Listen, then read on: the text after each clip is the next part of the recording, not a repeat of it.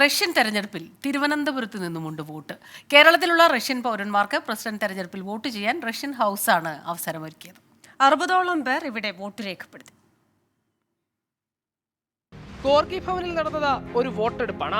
കേരളത്തിലേക്കുള്ള ഏതെങ്കിലും മണ്ഡലങ്ങളിലേക്കുള്ള വോട്ടെടുപ്പല്ല, പകരം റഷ്യയിലെ പ്രസിഡന്റിനെ തെരഞ്ഞെടുക്കാനുള്ളത്. സംസ്ഥാനത്ത് സ്ഥിരതാമസമാക്കിയ ടൂറിസ്റ്റുകൾ ഉൾപ്പെടെയുള്ള റഷ്യൻ സ്വദേശികളാണ് തെരഞ്ഞെടുപ്പിൽ പങ്കാളികളായത്.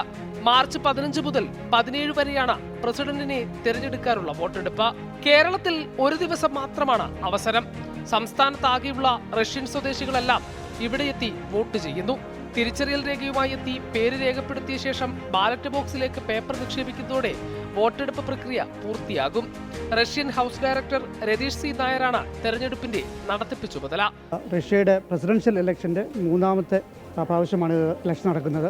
ഇതിനു മുമ്പ് 2 പ്രാവശ്യവും പ്രസിഡൻഷ്യൽ ഇലക്ഷന് സംസ്ഥാനത്തുള്ളവർക്ക് വോട്ട് ചെയ്യാനുള്ള അവസരമുണ്ടായിരുന്നു, സംസ്ഥാനത്തുള്ള റഷ്യക്കാർക്ക് വോട്ട് ചെയ്യാനുള്ള അവസരമുണ്ടായിരുന്നു.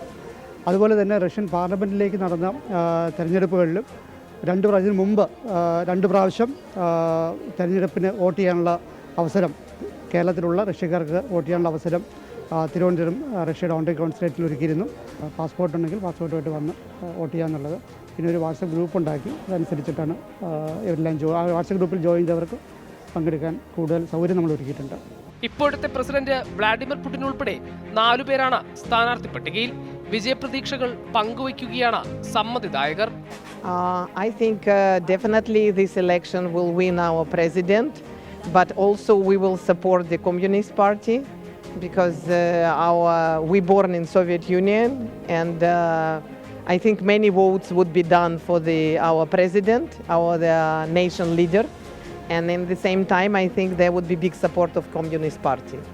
And we had our elections here in India today already, a little bit beforehand, and certainly it was great. ബാലറ്റുകൾ ചെന്നൈയിലെ റഷ്യൻ കോൺസുലേറ്റ് ജനറൽ വഴി മോസ്കോയിലെത്തും. അവസാനഘട്ട വോട്ടെടുപ്പിന് ശേഷം വോട്ടെണ്ണി തുടങ്ങും. ശേഷം ഫലം. റഷ്യയിലെ വിജയാഘോഷത്തിനൊപ്പം ഈ കൊച്ചു കേരളത്തിലും അന്ന് ആഘോഷങ്ങൾ നടക്കും. ജിനോസ് രാജനും സതീഷിനുമൊപ്പം ഹരികൃഷ്ണൻ, 24 തിരുവനന്തപുരം.